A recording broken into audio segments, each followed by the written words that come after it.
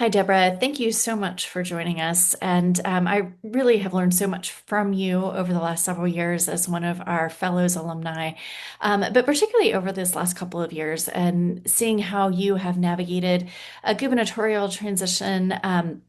And really shepherded a lot of the work of North Carolina's Department of Health and Human Services through some uncertain times in both federal, state, and local landscapes. So thanks for joining us and being willing to share your lessons learned. So just for those that may not know you, you're obviously Debra Farrington, Deputy Secretary for Health in North Carolina Department of Health and Human Services. And I'm wondering if you can kick us off just by talking a little bit about the transitions that you've gone through over the last couple of years, and what that looked like in North Carolina. Morgan, thank you for this opportunity to speak with you. It's a pleasure, as always, to be able to spend time with you and also to share some of our experiences here in North Carolina. There have been a number of transitions that we've gone through, as you referenced, certainly in North Carolina. At the end of 2024, we went through an election where we had a new governor elected for the state. That came after a period of time where we had a very seasoned governor in Governor Cooper, who had led our state through some pretty significant accomplishments, was a strong advocate for health and human services and for the people of North Carolina, especially those who were marginalized or people who were in need of better health. And so it was a period of transition for us, needing to elect a new governor. And given that Health and Human Services is one of the cabinet agencies in the governor's office, think through a little bit about what that transition might look like. Obviously, it also came at a time at the national level where we saw new leaders being put in place at all levels of our government some who shared, I think, our priority to address the health needs, particularly of rural, marginalized communities. And some folks who didn't have that as a priority had prioritized some other things, economy and other things that obviously are serious and important in our nation's health, but not necessarily some of the things that we are particularly tasked to address.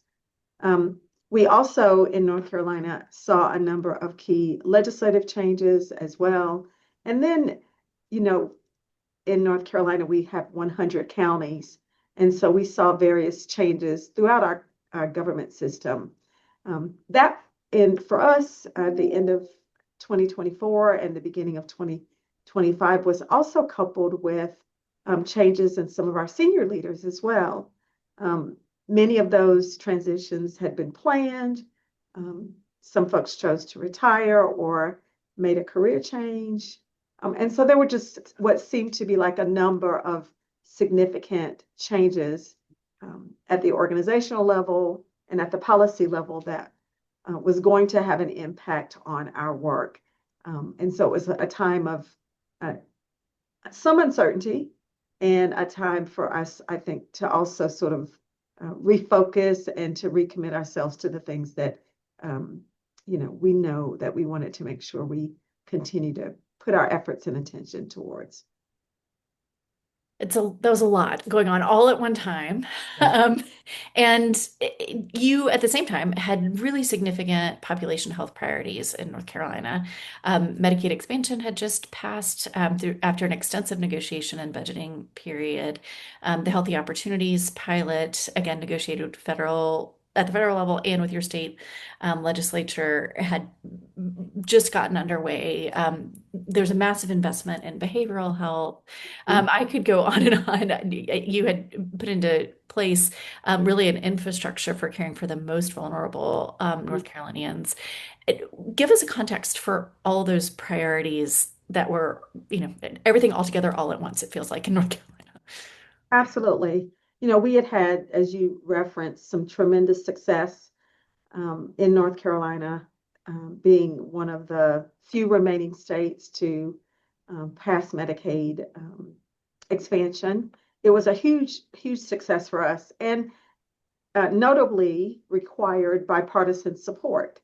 And our governor, former governor, had worked very closely with members of our General Assembly across the aisles to sort of agree that this was important for North Carolina from an economic and a health standpoint. So that was a huge success. We also saw during that transition, or just prior to that, where our General Assembly had made massive investments in behavioral health. We know that behavioral health has, for a long time, been underfunded and an area of great need. And so our General Assembly had made an $835 plus million investment in behavioral health. That was incredibly important for us for the reasons I identified. Also, it was a priority of our former Secretary Kinsley to address the needs, behavioral health needs of our community. And then, you mentioned our Healthy Opportunities Pilot, which is a part of our 1115 waiver authority that we had in Medicaid. We had implemented that pilot in 3 parts of our state and serving, I think, more than 33 counties across our state, where we were going to address some of those non-medical drivers of health. And early results were showing that we were getting some of the outcomes that we had hoped for. There was certainly a major community investment, major community support, because it was obviously meeting people at the point of their greatest need.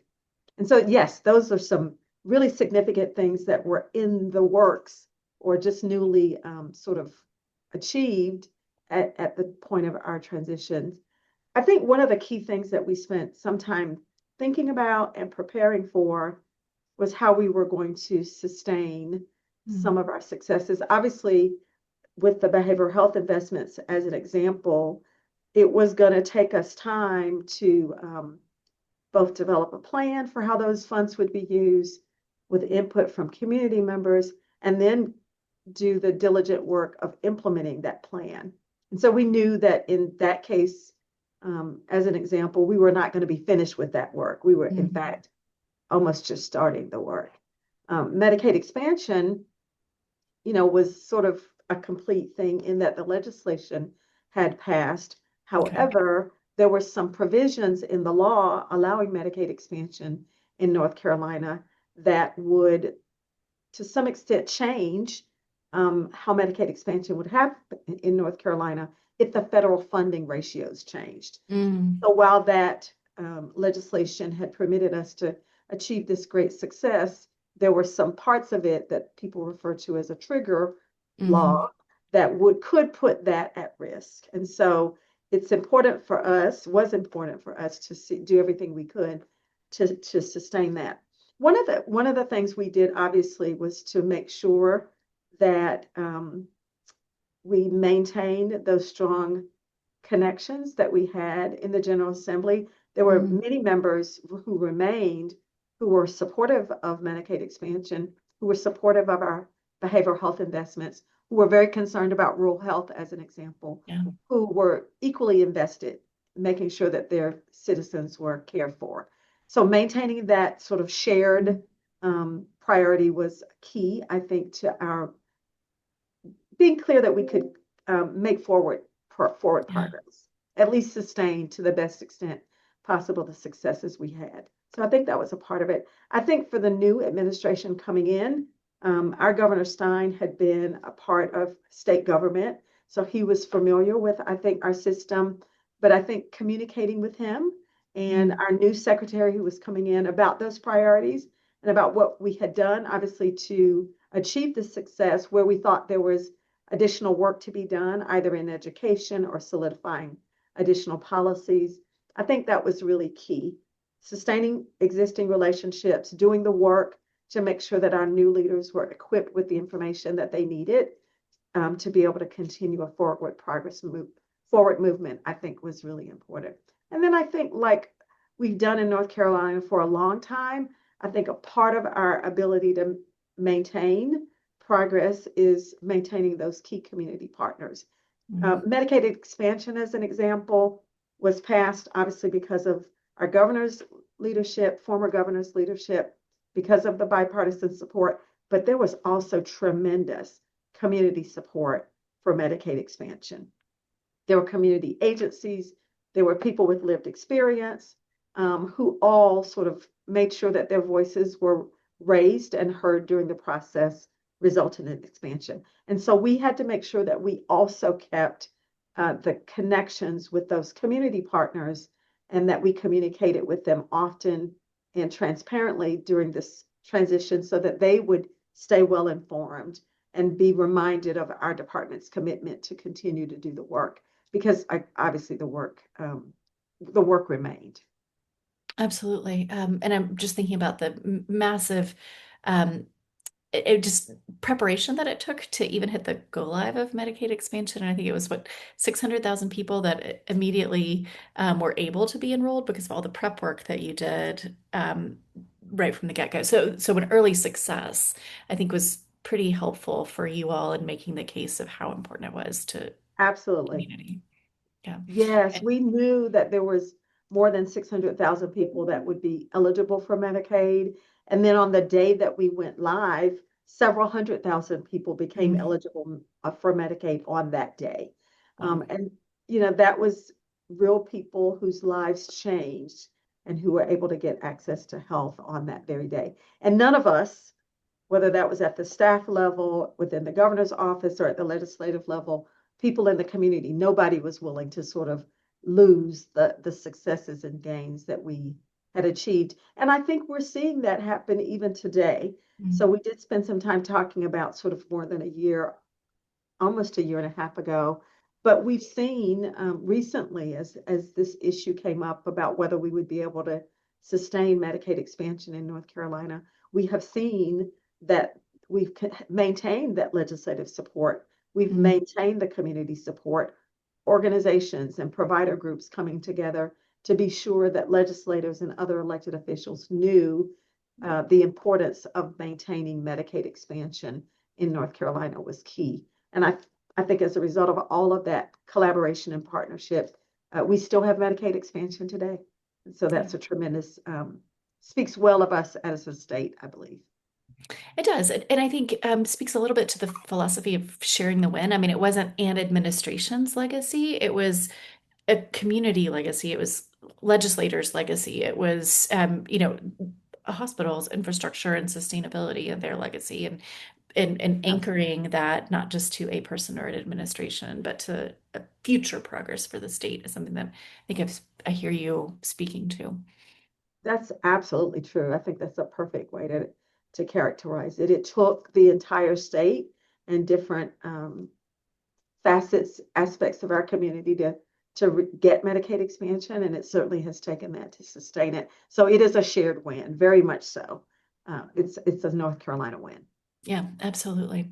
And just thinking about all of those priorities and the implementation, I didn't even, I think you were also like transitioning to managed care during all of this as well for the first time. How did you prioritize, knowing you're going to hit a clock where one administration is going to switch to another, priorities from one administration may not be that of another. How did you prioritize what work had to get done quickly or what could wait and needed to be the next administration's priority or when, or, hopefully they would keep it moving.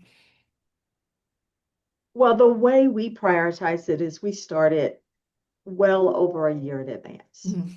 We anticipated, we knew that there was going to be a transition. We were clear that there were certain um, things that we wanted to accomplish. Our former Secretary Cody Kinsley was instrumental in helping to guide our senior leaders through a planning process that resulted in sort of a list of things that we all agreed had to be accomplished um, leading into the transition. And so we developed that priority list. Um, we set sort of key milestones and metrics for how we were going to um, achieve those wins and those Mhm. outcomes. And then we managed to that. It was interesting because there were having an agency as large as ours and with as many responsibilities for caring for at the time, 10 million North Carolinians in our state, there is a lot of day-to-day work that we had to do that we, feel blessed to be able to do. And we also needed to focus, to your point. And so the way that we did that is we sort of developed that list of priorities, knowing that there were some things that were going to rise to the attention of this specific plan. And then there was the ongoing work that we had to support. I think we did a great job of balancing that. And the way that we did that is once we developed those priority focus areas, we gave sort of separate and dedicated time where we would have briefings on those topics. We would Mhm. track to the milestones, as I mentioned, and metrics. And then we had a separate process to sort of continue the focus on the day-to-day work. So trying to strike that balance between to make sure that we were being good stewards of our responsibility and good stewards of our dollars, sort of on the day-to-day, but also focusing on those priorities. And so I think that was the way we went about it, sort of uh, parsing out our time to some extent, Yeah. uh, dedicating some time, attention, creating some formal structures for when and how we would prioritize, track, measure, and monitor our progress. And that was, I think, the way that we did that. Priority was based obviously on some of those key legislative items where we Sure. already sort of planned for and achieved success. We obviously needed to look at sort of major fiscal investments and what dollars were going to be coming to it, being sunset or coming to an end. Mm. Where were there as an opportunity, sort of opportunity to achieve some quick wins? And so I think that sort of was the level of prioritization that we needed. What were some major things that we wanted to had been started and we wanted to bring them to completion? What things did we need to sort of close the books on financially and make sure that we could be a good steward of the dollars? And then where was there sort of an opportunity of the moment that we needed to capitalize on? Those things kind of help to contribute to our prioritization. Yeah, almost like a matrix. I'm seeing that come together. Decision matrix and prioritization. Yeah. And obviously that then informed communication, which is just critical during times of transition. Communication with the leadership team to your department at large, communication with the legislature, communication with incoming administration. Can you talk about the management of that? And did you have some key themes or cadences that were helpful with those communication loops? Yeah, that's a great question. With our sort of prioritization list, in addition to having those milestones and the ways that we were going to track our success, we definitely had a component of that focused on how are we going to communicate it? How are we going to celebrate Yeah, those oh, wins? absolutely. And we were very intentional, sort of, and laid out in that plan what were going to be the things that we were going to issue a press release on. Where were we Mhm. going to have formal community events where we could go to a community location or partner with an organization or a provider group to share again in the success of that particular initiative. So communication was a key component of that external communication. Mhm. Mhm. And again, I think one of the things that we did to manage the internal communication was to make sure that our staff had an opportunity to be a part of celebrating those successes. And then we obviously used some of those ongoing routine methods of communication, staff newsletters. We did a lot actually to celebrate internally as well by having staff events. Sometimes they were informal, where we could bring our staff together and we gathered on the lawn to celebrate an event or to have some ice cream or to do a health fair. So we had both sort of that internal management and ways to communicate and celebrate. And then we were very intentional about mapping that out for our external partners as well. And the one thing I will also add that we did during that period of transition is we developed a community and partner engagement initiative where our Office of Minority Health and Health Disparities um, sort of worked with each of our 33 divisions to identify their key partners, um, whether it was sort of a formal legislative body or whether it was an informal group, a commission or a council. We identified all those groups, described what their scope was, who their membership was, what was the frequency of their meetings, how people could get involved. We gathered all of that information and went through a pretty intentional campaign to publicize that information. We wanted our community to know how they could get involved with us and how which group was tracking on which particular issue. I think that Mm, was an important part of our engagement and communication during this transition because it provided visibility internally. So everyone got to know which external partners our divisions were meeting with and on what frequency. And then our external partners could see where they could plug in, or if they had a question about a particular area, they know where to go. I think that was an important part of our helping to make sure that we were still transparent with people about what we were doing and how they could be informed about that. mm. And was that a tool? So that was publicly available, and then was that part of kind of the transition package so that the incoming administration would be aware of that? How did you use that with Yeah, them? so we used it in part sort of in that year leading up to the transition. Mm. We did develop sort of a formal community and partner engagement guide. So Huh. we used that and shared that with our internal staff. We created a dedicated web page where people could go out and do a sort of a search for a particular subject or a particular group, commission or board, and learn more about it. We had sort of links, live links in that list where people could click on the links and be taken to meeting minutes or a schedule of meetings. And then we certainly did a big push where our secretary did some interviews and some external events to sort of publicize it. And we think that was important, again, to sort of make sure that our connections were strong or solidified or strengthened so that we wouldn't lose some of those vital connections that we had made over the prior 3, 4, 5 years. Yeah, and then it makes a very public commitment, and expectation, creates an expectation publicly, that can then sustain going forward. That makes a lot of sense. Um, Absolutely.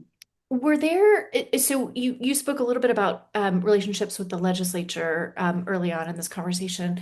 What were the mechanics of that? I mean, did you have regular cadences of meetings with them through the transition to make sure that they were aware of what was happening? Talk to me about just mechanics of relationship across branches of government during these transitions. Yes. We have, I think, a strong history in the North Carolina Department of Health and Human Services of creating and maintaining relationships at multiple levels throughout the organization. Mhm. Certainly, we have relationships that are maintained at the governor's office and through that level. We also have at our secretarial level, we had relationships that our secretaries, both our former Secretary Cohen, former Secretary Kinsley, and our current Secretary Senvi have made it a priority to make sure that their relationships, regular communication, exchange of cell phone numbers, right, Yeah. and that level of communication between the secretary and members of our General Assembly. But even with at lower levels of the organization, we have a dedicated team of staff who are responsible for maintaining those connections with our legislative partners. They serve as sort of liaisons and conduits so that they can, the legislative staff can get our legislative partners to the right person or can get them the information that they needed. And so we had that structure in place and which we had relied upon for many years, for decades. That foundation and that structure, I think it stood up during the transition Mm. because we had had those relationships. We had the people in place within our organization so that there were ways for, there were open doors, there were ways for new elected officials to come in and connect with the right folks, and there were ways for us to reach out. The other thing that we have always done, and we did during this transition, is we host sort of a legislative open house. Yeah. So as new members are elected, we have them come over to our office and have time where they get to meet some of our senior leaders and we can hear a little bit from them. Sort of several hours where legislators can come and go and just meet our staff and talk with our senior leaders. I think that was probably really important to make sure that they had sort of face recognition, name recognition, and could get that early introduction in sort of a setting that's not at all politically charged. There's no sort of testimony of the moment, but it's just creating those initial connections with that human touch. And I think that was also another important part of the transition.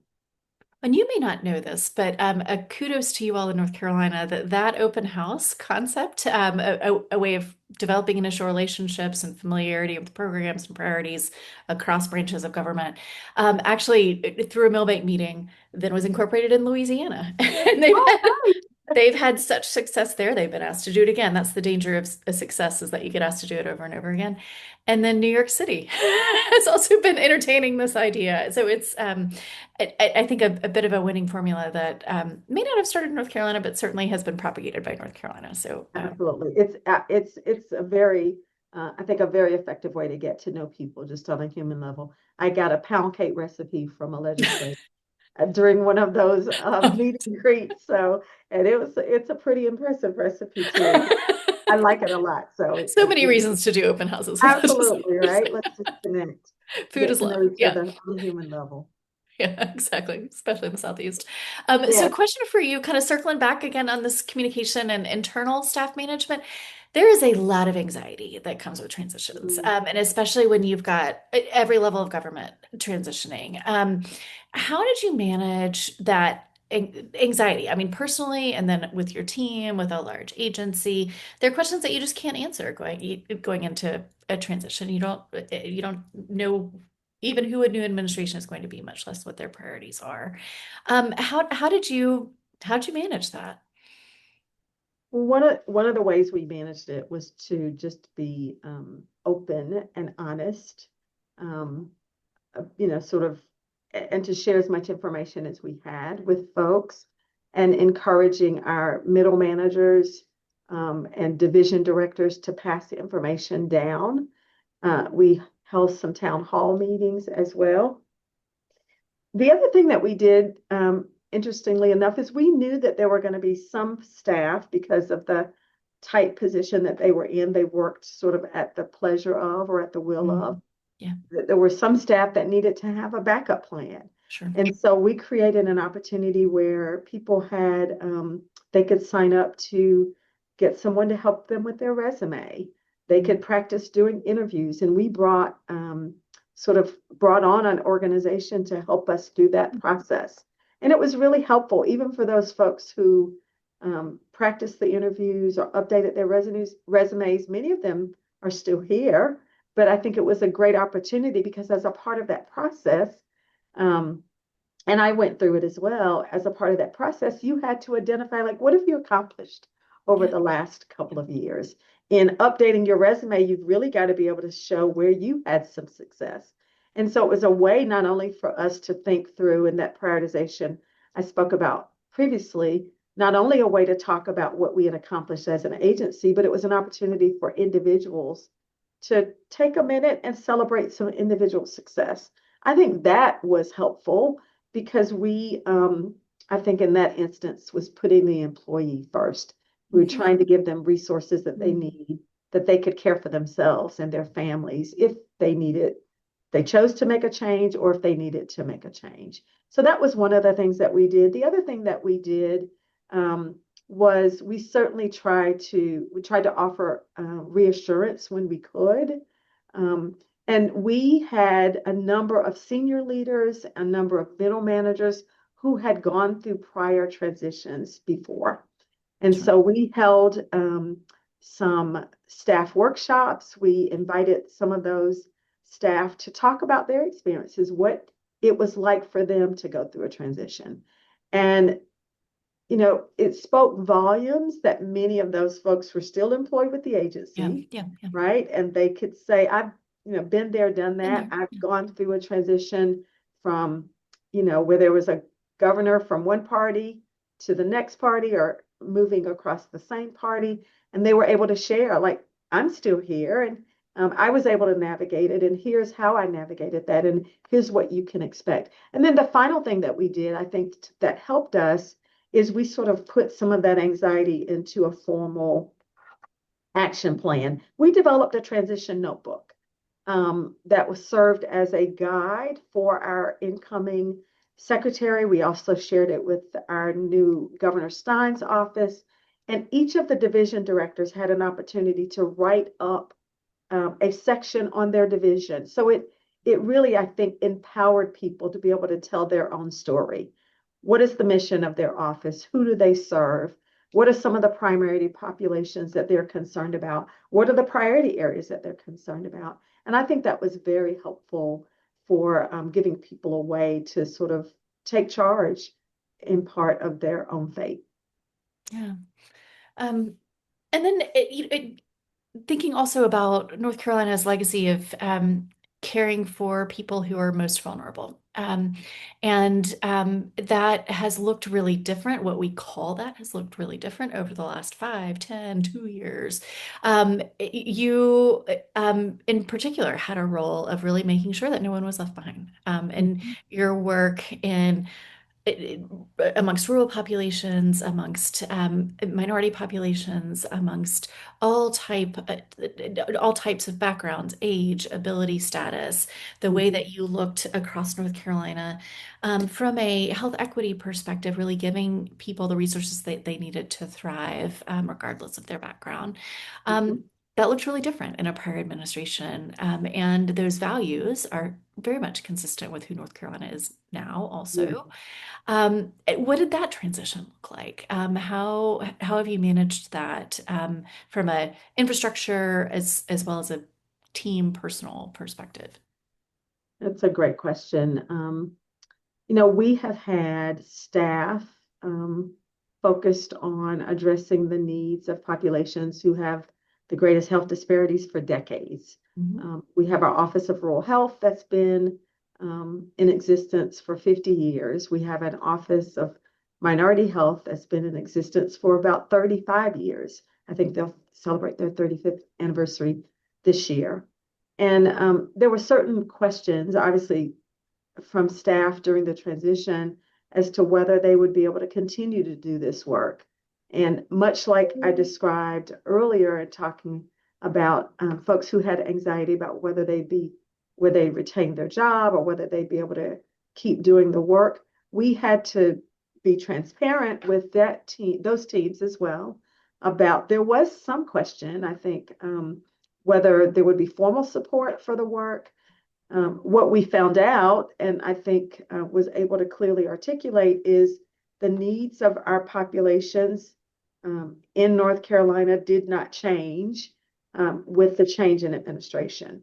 And we looked at the data we had gathered for a number of years. I think probably back in 2024, we had just released our health disparities report. And that data sort of clearly laid out where there were areas of greatest needs in our state. And so we talked with folks about the uncertainty of whether we would continue to sort of lift up our work in the ways that we had previously done. And yet we were able to sort of anchor back into the knowledge of the data is clear. If we want better health for North Carolina, we have to address the needs of those who are suffering the most. Um, and I think we also relied during the transition on those members of our General Assembly and other folks who were equally committed to the work, because in the end, we were representing the citizens from the counties and the towns and cities that they represented. So we navigated that transition by being honest about where there was some lack of clarity, and then reminding folks of sort of what the data said, that the needs remained, and that we were well equipped to be able to address those needs. Certainly, we had to look at our language and how we described the work. We had to lift up sort of where we thought the work was most effective. I think it certainly caused us to question, were there things that we needed to change about how we did the work? But I think in the end, our new secretary, Sangvai, was very clear that we want to address the needs of people who need it most. Infant mortality, as an example, in North Carolina, maternal mortality, as another example, are highest in those communities of color. Yeah. And so we needed to continue to focus. We made progress over the last 3 or 4 years, but we needed to continue that forward motion in order to be able to continue to decrease the number of babies and mothers that were dying. And I think those things are difficult, I think, to argue with, and I believe are consistent with what some of our legislators want as well. And in the end, I think we were able to navigate that transition with a lot of success. Our work continues, and our ability, I think, to focus, even with the Rural Health Transformation Program that was recently funded at the federal level, it's going to enable us to continue to focus on those populations who are rural, who are marginalized, populations who have high chronic disease, high blood pressure, diabetes. Those are the people we're talking about, I think. And when we describe it in that way, we have widespread support for it. Yeah, that's very helpful. Looking back, this will probably be my last question. Are there things that you might have done differently, or things that you're particularly glad that you did now that you're on this side of it in a new administration? Well, one of the things I would have done differently is I think probably communicate it more often, um, and with multiple layers of the organization. Mhm. Just prior to the transition, in our portfolio in particular, we had very regular meetings with all of the staff. And there's no substitute for sort of that human touch, that face-to-face regular updates, getting in front of people, letting them know what was happening. While I think that I personally continue to communicate at a high level, it was during that transition that I didn't keep as many face-to-face meetings. That's one thing that I would Yeah. have done differently. I think being very intentional about that, because I think people they need, I think, and want it, I think, a lot more sort of more FaceTime. I'm very thankful to some of the staff who shared that with me over even like the last 6 months, to say, this was a hard period of time, and there were some things that, like, we didn't meet as often as we met. And so I think we did a lot organizationally. I think we did a lot at the middle management level. I think we did a lot of sort of verbal communication with all staff, and we did have some opportunities to celebrate, but I wish I had not let go of some of those more as frequent contacts. I think one of the things that I'm really happy about is the way that I was able to advocate for the work that we do in all of our offices, and some of those that I described earlier: rural health, minority health. And I think one of the ways that I did that was to just be really clear about our goals and our vision and what we've accomplished, and what work remains for us to do. And I think that communication has been a part of our ongoing success. I think both internal to the department and external to this organization. So I'm very happy about that, and glad to say that our teams are intact and growing. Yeah, absolutely. Yes. Um, well, anything that we missed or that you want to hit on otherwise? Well, I think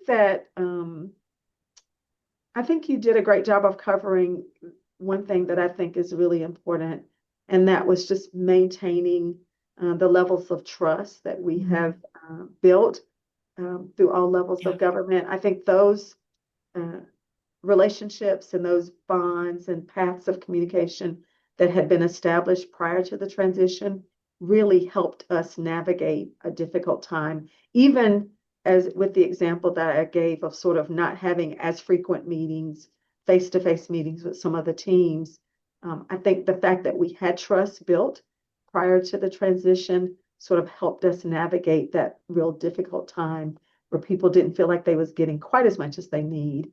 I think the fact that people had some trust sort of left us with the opportunity to continue to kind of rekindle and reconnect in ways that we had before. So I think there's no way to sort of uh, undercount or devalue, or I think there's not enough we can be said about sort of building those trusting relationships. That's what's going to help sustain us in times of transition.